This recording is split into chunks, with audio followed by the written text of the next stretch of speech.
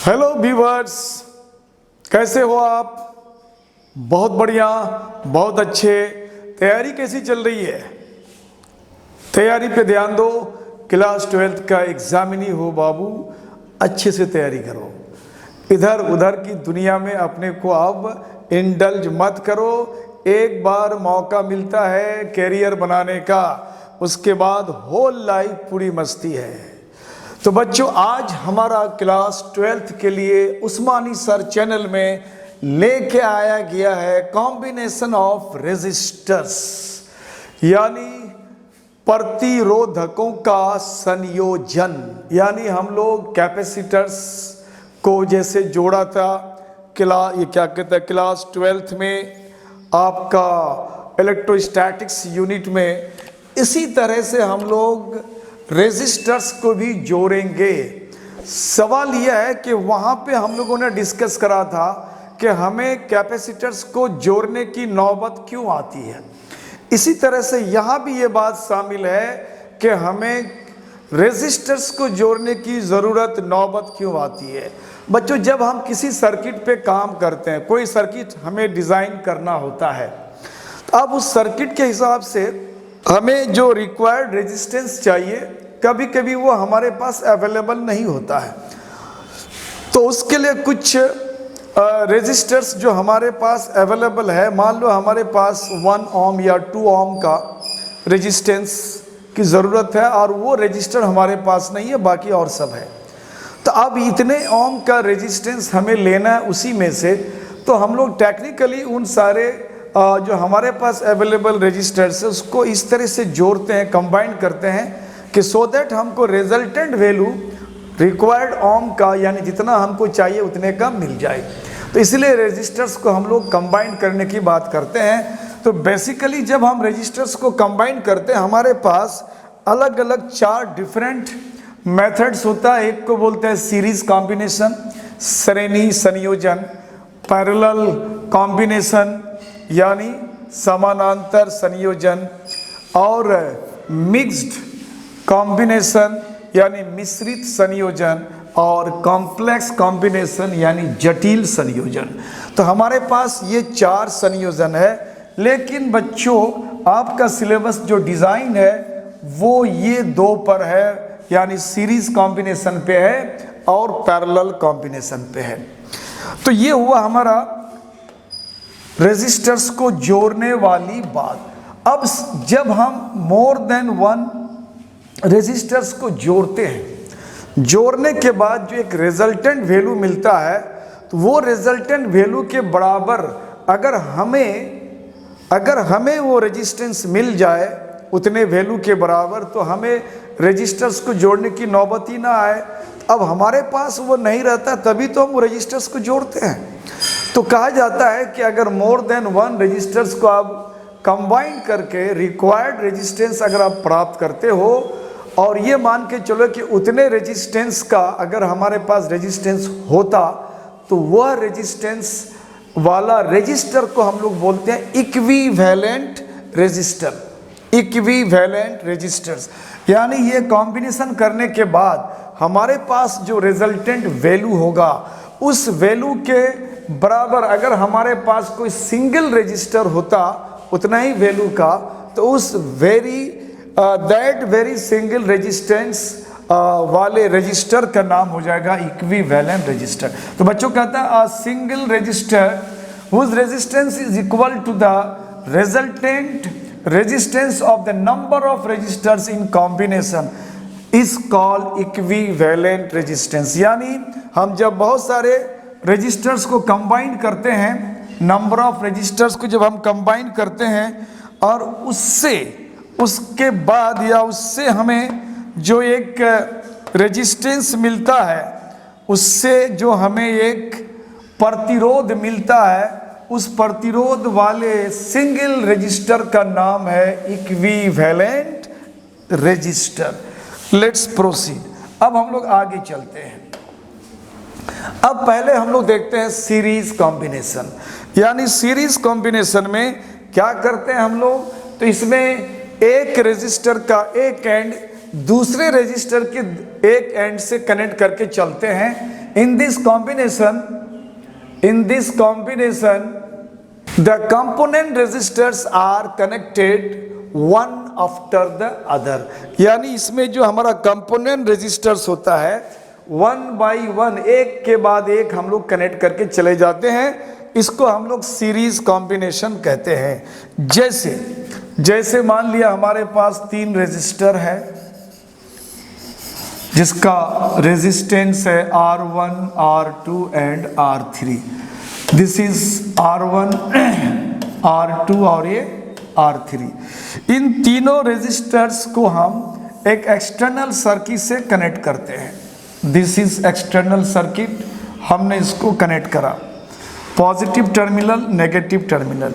Current हमारा traditionally हम लोग मानते हैं कि सेल के पॉजिटिव टर्मिनल से करंट फ्लो करता है। तो ये करंट आई जो है इस सर्किट को कंप्लीट करता है।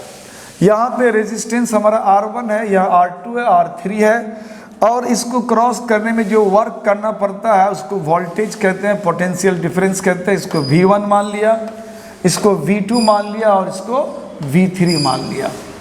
और ये जो हमारा सोर्स है यानी सेल जहाँ से हमको ये पोटेंशियल मिलता है काम करने के लिए, उस सेल के पोटेंशियल को हम लोगों ने V मान लिया। ये सोर्स का पोटेंशियल है।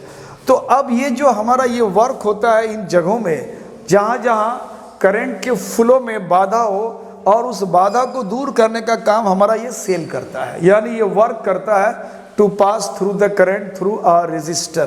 किसी भी रेजिस्टर से करंट को पास करने के लिए ये सेल हमारा वर्क करता है, अपना एनर्जी को लॉस करता है उसको काम कराने के लिए। तो इसका मतलब है कि सेल का जो अपना वोल्टेज है, पोटेंशियल है, वो V है। ये V कहाँ कहाँ कंज्यूम होता है, कहाँ कहाँ वो अपना खर्च करता है काम के शक्ल में, तो R1 पे करता है, R2 पे करता है और R3 पे करता है। ये 3 जगह वो खर्च करता है। अब हमें ये देखना है कि हम जब ओम्स लॉ को पढ़ते हैं, VIR वीर याद रखते हैं, VIR वीर में V के बाद इक्वल कर दो तो ये ओम्स लॉ का फॉर्मूला मिल जाता है, यानी V = IR। अब यहाँ से अगर हम V का वैल्यू ले लेते हैं IR, तो अब यहाँ पे इस V के लिए हमने सिंपली IR ले लिया, और यहाँ V1 है। तो अब V1 अगर लगाते हैं यहाँ पे, तो अब हमें यहाँ देखना पड़ेगा क्या I1 और R1 कर दें इधर हम।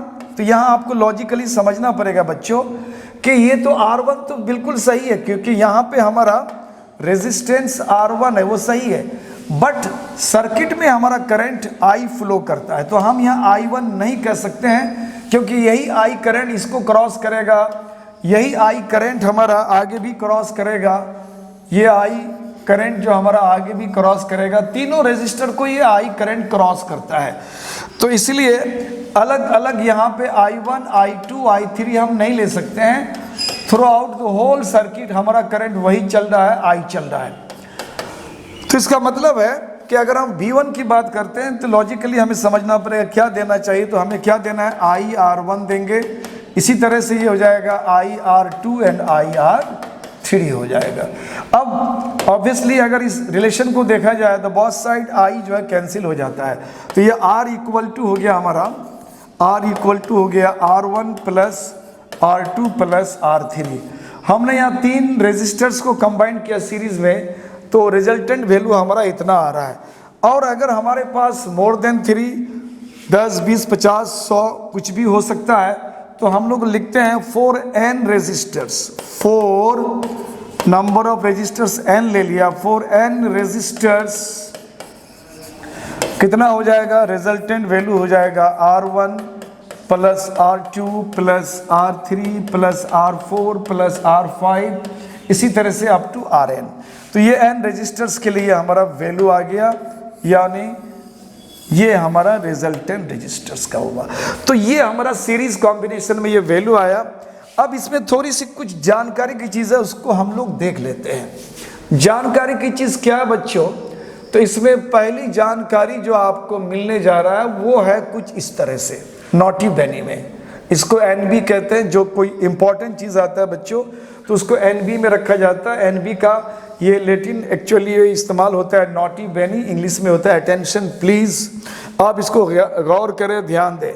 तो इसमें हमारा पहला पॉइंट आता है इक्विवेलेंट रेजिस्टेंस का जो वैल्यू आया वो आया sum of the resistance of component resistors. Very good.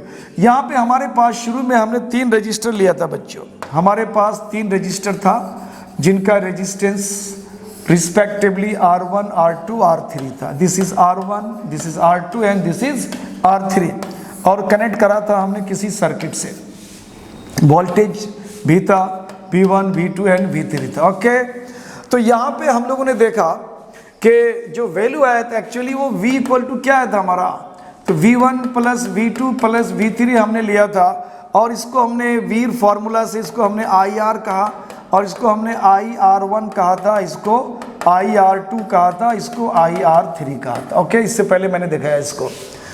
अब इससे हमको क्या क्या रिजल्ट मिलता है? एक तो रिजल्ट ये मिला कि I कैंसिल हो गया, जो रिजल्टेंट इक्विवेलेंट या रिजल्टेंट रेजिस्टेंस का वैल्यू आया हमारा, वो ये जितने भी हमारा रेजिस्टर्स हमने जोड़ रखा है 1 2 3, इसको बोलते हैं कंपोनेंट रेजिस्टर्स। कंपोनेंट रेजिस्टर्स का जो टोटल सम टोटल है रेजिस्टेंस का, वो हमारे इक्विवेलेंट रेजिस्टेंस या रिजल्टेंट रेजिस्टेंस के बराबर होता है। तो पहला पॉइंट तो हमारा ये है सीरीज कॉम्बिनेशन में। दूसरा पॉइंट है कि इक्विवेलेंट रेजिस्टेंस का जो वैल्यू होता है, यानी दिस इज इक्विवेलेंट रेजिस्टेंस, ये जो R का वैल्यू होता है बच्चों, ये वैल्यू कहता है इज ग्रेटर देन, किससे ग्रेटर है? Greatest of the component resistance, यानी जितने भी हमारे कंपोनेंट रेजिस्टेंस है उनमें से जो सबसे बड़ा है उससे भी बड़ा होता है उसका रिजल्टेंट का वैल्यू। तो बड़ी सिंपल सी बात है इसमें, इसको हम ऐसे देख सकते हैं। मान लिया कि R1 हमारा 1 ओम है, R2 2 ओम है, R3 ये हमारा 3 ओम है, तो हमारे पास ये 6 ओम हो गया। तो ये जो हमारा रिजल्टेंट या इक्विवेलेंट रेजिस्टेंस आया वो हमारा 6 ओम है, लेकिन हमारा कंपोनेंट रेजिस्टेंस का सबसे बड़ा वैल्यू कितना है? 3 ओम है, यानी 3 ओम से भी बड़ा हो गया। तो दूसरा पॉइंट हमारा यही कहता है equivalent resistance greater than greatest component resistance. एक तो ये हो गया हमारा।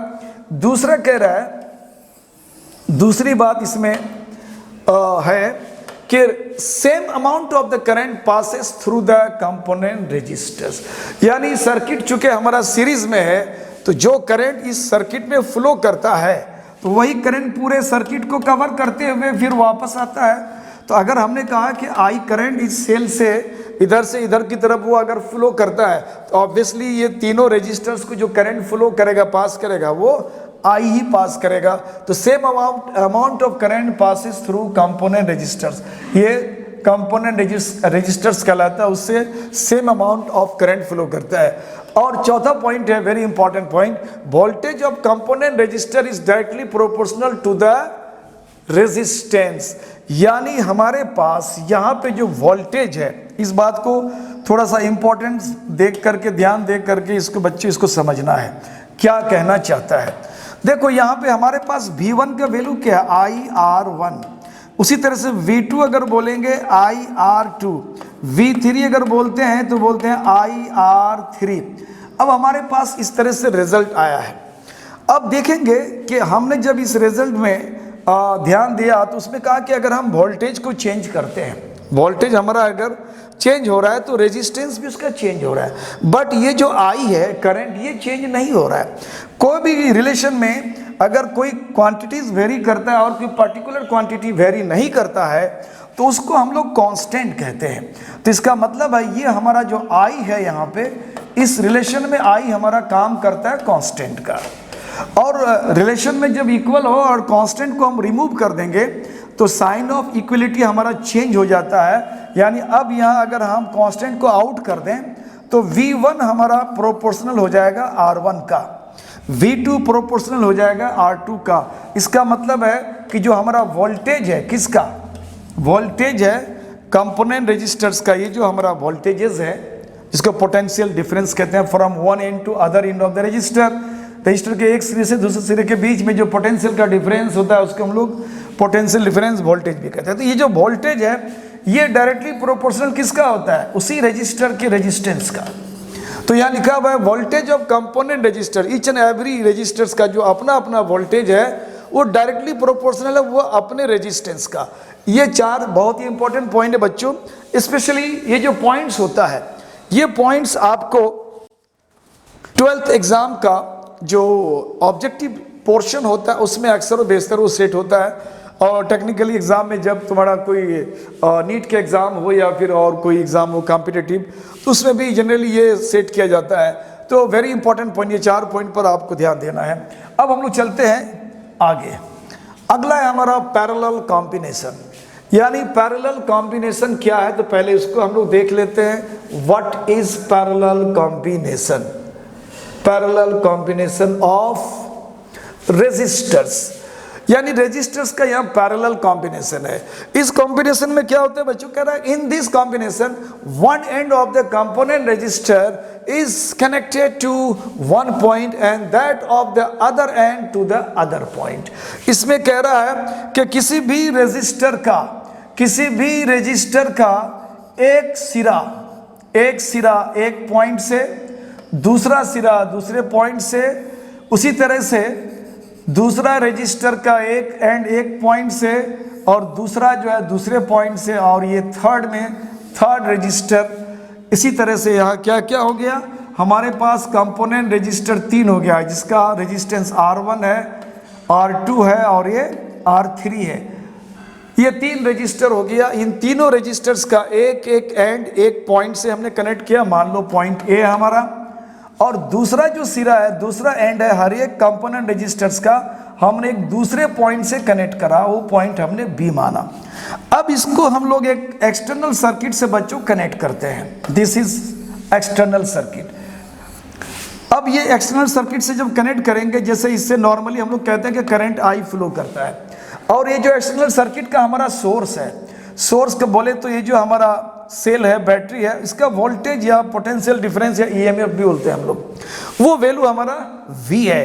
अब ये V वैल्यू अगर है तो अब ये देखना है कि इसको ये समझना है कि बाकी हमारे जो 3 कंपोनेंट रजिस्टर्स हैं, इनके दोनों एंड के बीच भी पोटेंशियल डिफरेंस या वोल्टेज भी ही होगा। सवाल है कि ये क्यों होगा, कैसे होगा, यह अलग अलग क्यों नहीं होता है? वहाँ तो अलग अलग हुआ था। तो बच्चों इसको ऐसे समझो, जैसे हमने ये सेल लिया है, सेल का ये पॉजिटिव टर्मिनल है, इस पॉजिटिव टर्मिनल को हमने लाके यहाँ कनेक्ट करा। इसी तरह से इसका ये नेगेटिव टर्मिनल है, इसको हमने यहाँ कनेक्ट करा है, तो यहाँ हमारा नेगेटिव टर्मिनल कनेक्टेड है। तो चाहे तो हम ये कहेंगे डायरेक्ट ये इससे जुड़ा है, हमने कनेक्ट कर दिया किसी वायर से, इसको भी कनेक्ट कर दिया। तो अब हमने जब इसको कनेक्ट कर दिया, तो इसमें हम लोग सेल में कहते हैं कि जो ये हमारा पोटेंशियल है, पोटेंशियल डिफरेंस ईएमएफ है, तो यहाँ कहते हैं ये जो हमारा पॉजिटिव टर्मिनल है, यानी ये जो पॉजिटिव टर्मिनल है, पॉजिटिव टर्मिनल हमारा हाई पोटेंशियल का होता है, और नेगेटिव टर्मिनल को हम लोग लो पोटेंशियल कहते हैं। ये बात दिमाग में रख लो बच्चों। तो पॉजिटिव टर्मिनल हमारा हाई पोटेंशियल है, ये हाई पोटेंशियल है, और ये लो पोटेंशियल है। अब हम ये कहें कि अगर हम हाई पोटेंशियल, यानी हमारे पास कोई पानी का एक पॉट है, और इस पॉट को हमने डिफरेंट पॉट से कनेक्ट करा। मान लो कि अगर इस पॉट में पानी का हमारा लेवल ये है, सोर्स है, तो ऑब्वियसली हमारे पास जो इधर पॉट होगा, इसका भी लेवल इतना ही होगा और इसका भी लेवल इतना ही होगा। इसको ऐसे बनाते हैं हम लोग। मान लेते ये पॉट है और हमारा एक इधर पॉट लगा दिया और एक इधर की तरफ बना दिया। अब पानी का लेवल अगर यहाँ पे इतना है, तो इसमें भी पानी का लेवल हमारा वही होगा, सेम होगा। जो यहाँ लेवल है, चूंकि इधर से कनेक्टेड है, इधर से भी कनेक्टेड, ये सोर्स है और ये कंपोनेंट है मान लो, तो अब जो लेवल इसका माना जाएगा ना, वो इसका भी लेवल हो जाएगा। तो हाई पोटेंशियल हाई लेवल, जैसे हम लोगों ने कहा कि हाई पोटेंशियल इस तरह से, जिस तरह से किसी पॉट में आप पानी डालो उसका लेवल ऊपर उठता जाएगा। That very level of the water accumulated in that very pot, उस पॉट में कितना पानी आपने एक्यूमुलेट करा, कितना रखा, वो लेवल बताता है कितने लेवल तक पानी आया उसमें। इसी तरह से हमारा जो चार्ज का एक लेवल होता है, जिसको हम पोटेंशियल कहते हैं, तो ये पॉजिटिव चार्ज का लेवल है, इसको हाई पोटेंशियल कहते हैं। एक लेवल है, उस लेवल से जो भी कनेक्टेड होगा उन सब का लेवल वही होगा। इसका मतलब है इसी तरह से जो इसका लेवल होगा इस लो पोटेंशियल का, वो भी इधर से सबका वही पोटेंशियल का लेवल होगा। अब इन लेवल के डिफरेंस को इन लेवल के डिफरेंस को नाम देते हैं हम लोग पोटेंशियल डिफरेंस। तो जो यहाँ पोटेंशियल डिफरेंस होगा वही पोटेंशियल डिफरेंस यहाँ भी होगा, यहाँ भी होगा, यहाँ भी होगा। तो ये पोटेंशियल डिफरेंस के बारे में बात हुई। अब रही बात सर्किट में जो हमारा करंट फ्लो करता है बच्चों, सर्किट में जो ये करंट फ्लो करेगा, ऑब्वियसली जब ये करंट आएगा यहाँ पे, जब ये करंट फ्लो करते हुए यहाँ आएगा, इस जंक्शन में आने के बाद कुछ इधर जाएगा, कुछ इधर और कुछ इधर जाएगा। तो डिपेंड करता है कि हमारे सर्किट में रेजिस्टेंस कौन कितना ज़्यादा है, जिसके तरफ ऑब्वियसली जिधर रेजिस्टेंस कम होगा उधर ज़्यादा करंट भागना चाहेगा। It depends on amount of the resistance, यानी अमाउंट ऑफ करंट जो यहाँ से आने के बाद अब 3 डायरेक्शन में बढ़ जाएगा।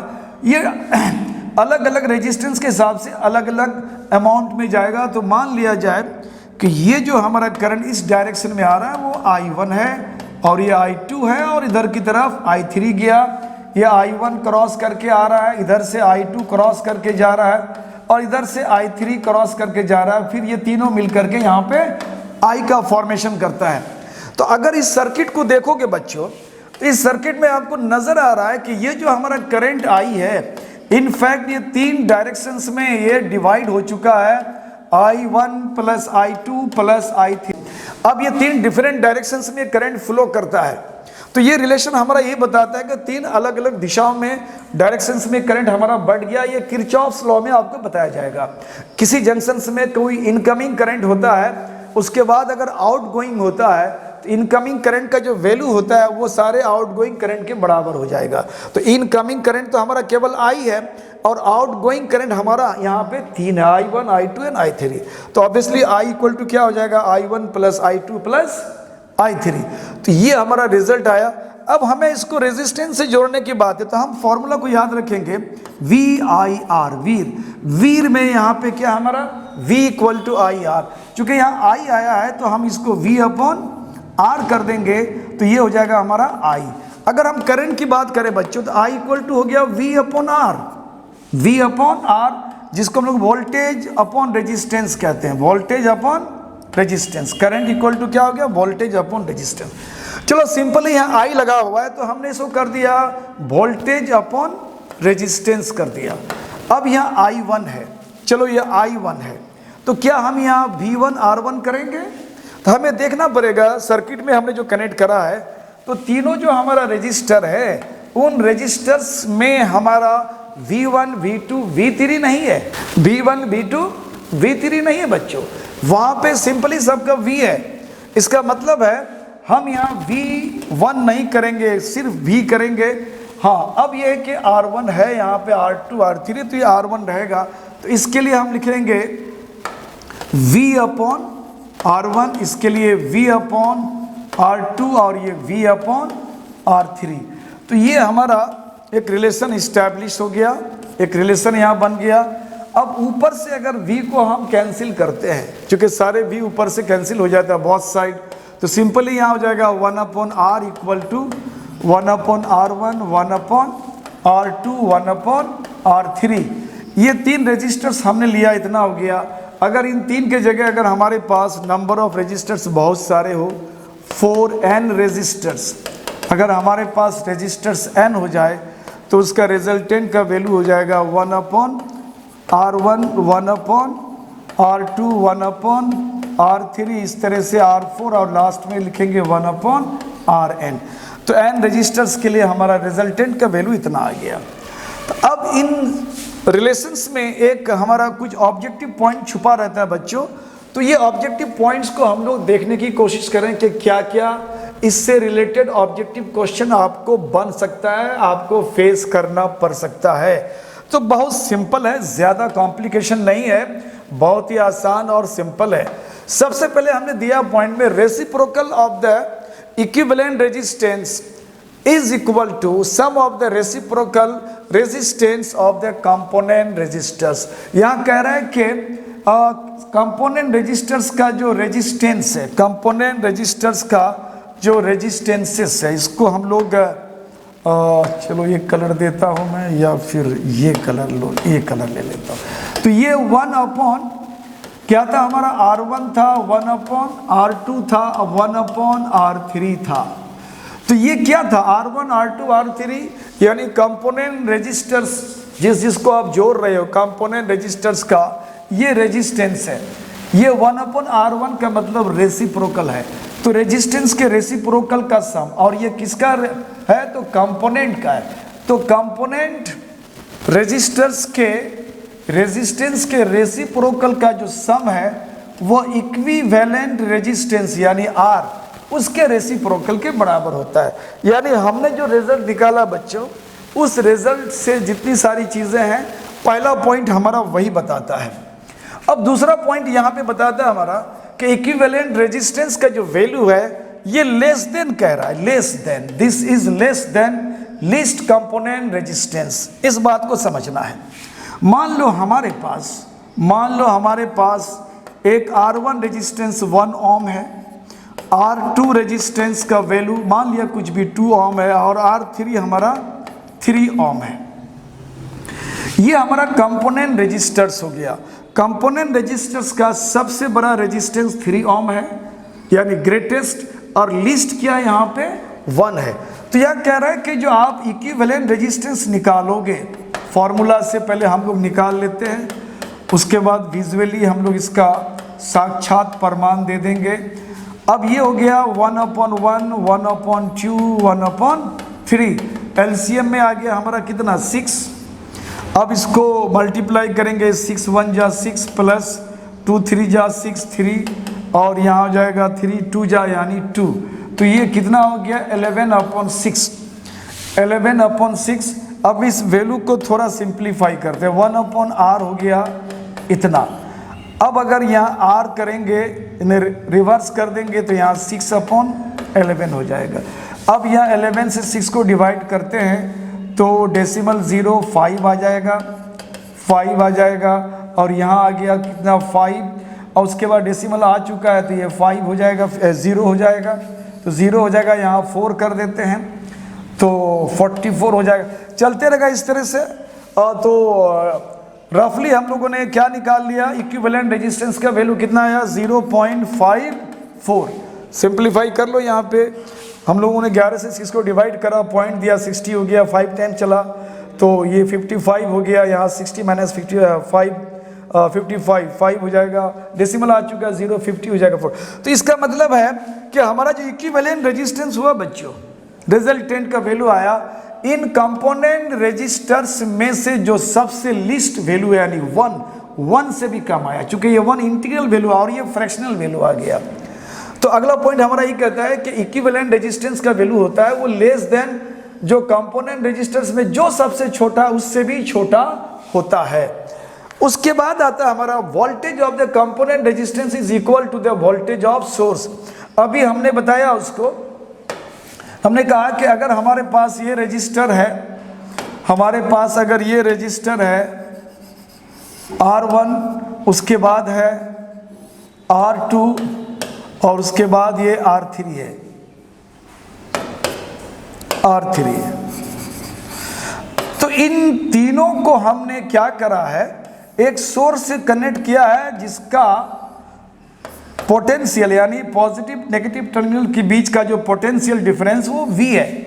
अब पॉजिटिव चूंकि ये सारे से जुड़ा हुआ है तो जो इसका पोटेंशियल इन तीनों का इधर का पोटेंशियल, और नेगेटिव पोटेंशियल से ये तीनों का एंड जुड़ा हुआ है तो जो इनका लेवल, जो इनका पोटेंशियल इन तीनों के इधर का पोटेंशियल। अब इन दोनों के बीच पोटेंशियल डिफरेंस वही होगा जो इन दोनों तीनों के दोनों सिरों के दोनों एंड्स के बीच का पोटेंशियल डिफरेंस होगा। तो सोर्स का पोटेंशियल डिफरेंस हमारा वोल्टेज क्या है V, तो इन सब का भी वोल्टेज हमारा V हो गया, यानी चेंज नहीं है। वही कह रहा है voltage of the component resistance is equal to the voltage of source. Source का जो वोल्टेज है वही हमारा कंपोनेंट रेजिस्टर्स के वोल्टेज के बराबर होता है। उसके बाद हम लोगों ने अभी यहाँ देखा कि हम लोगों ने लिया था करंट इक्वल टू लिया था, याद होगा हमने कहा था कि करंट हमारा 3 जगह बढ़ता है, I1 I2 एंड I3। 3 जगह करंट हमारा बढ़ जाता है, I आकर के इधर I1 I2 एंड I3। उसके बाद हमने कहा था कि बीर फॉर्मूला को याद रखो, उसी से कभी कभी आप आगे पीछे ऊपर नीचे चेंज हो सकता है। तो यहाँ से हम current V equal to R निकालेंगे तो ये करंट का वैल्यू हो गया। तो हमने फिर आगे क्या करा, इस वैल्यू को हमने v अपॉन r करा था, और यहाँ पे हमने कहा था v अपॉन r1, और यहाँ कहा था v अपॉन r2, और ये हो गया v अपॉन r3। तो यहाँ पे इस रिलेशन को आप थोड़ा सा ध्यान दो बच्चों, इस रिलेशन में बहुत ज़्यादा कुछ नहीं है, ज़्यादा जोर नहीं डालना है दिमाग पे, बहुत आसान है, आप इसको आराम से देखो। यहाँ पे कंपोनेंट्स पर नज़र डालो। कंपोनेंट में क्या है हमारा, जैसे I1 करंट है हमारा, तो ये v अपॉन r1 हो गया। I2 करंट है हमारा, ये v अपॉन r2 हो गया। इसी पर ध्यान देते हैं हम लोग। अब हमारे पास दो रिलेशन आ रहा है यहाँ पे, हमने करंट को चेंज करा तो इधर की तरफ रेजिस्टेंस भी चेंज हो गया। इसको ऐसे मान सकते हैं हम लोग, हमने करंट को यहाँ वेरी कराया तो यहाँ रेजिस्टेंस हमारा वेरी कर गया, लेकिन ये वोल्टेज हमारा वेरी नहीं करता, ये वोल्टेज हमारा वेरी नहीं किया, और जो नहीं करता उसको हम लोग क्या कहते हैं, कांस्टेंट कहते हैं। इसका मतलब v यहाँ पे हमारा कांस्टेंट हो रहा है, क्या हो रहा है, कांस्टेंट। और कांस्टेंट को जब हम रिमूव करते हैं तो हमारा ये इक्वल का साइन बन जाता है प्रोपोर्शनल का साइन, तो 1 अपॉन r1 हो जाएगा, उसको हमने रिमूव कर दिया, और I2 1 अपॉन r2। इसका मतलब है कंपोनेंट रेजिस्टर्स में जो करंट जा रहा है I1, I2, I3, ये उस रेजिस्टर के रेजिस्टेंस का इन्वर्सली प्रोपोर्शनल है। यानी जिसमें रेजिस्टेंस ज़्यादा होगा, जिस कंपोनेंट का रेजिस्टेंस ज़्यादा होगा, उसमें करंट का फ्लो कम होगा, इसी को इन्वर्सली प्रोपोर्शनल कहते हैं। तो यहाँ हमारा पॉइंट है, current in the component resistors is inversely proportional to resistance. तो इस तरह से बच्चों आज का जो मेरा ये लेक्चर हुआ रेजिस्टेंस के बारे में, रेजिस्टेंस को कंबाइन करने के बारे में, इस तरह से आगे भी आप मेरे साथ बने रहो और इस तरह से अब नई जानकारी लेते रहो। अगर आप पेन पेपर लेके बैठते हो तो आप इसका साथ में नोट्स भी बना सकते हो। कहीं अगर आप पर्सनल दिक्कत है तो आप जाकर कमेंट सेक्शन में वो आप पूछ भी सकते हो। तो अब आप दीजिए उस्मानी सर को आज्ञा, और हमारे चैनल से आपका, मेरे इस क्लासेस से आपके जुड़ने के लिए बहुत बहुत शुक्रिया, बहुत बहुत धन्यवाद। Thank you for watching my channel. Keep it up and continue to study with best effort for your good career and best career and better career. Thank you.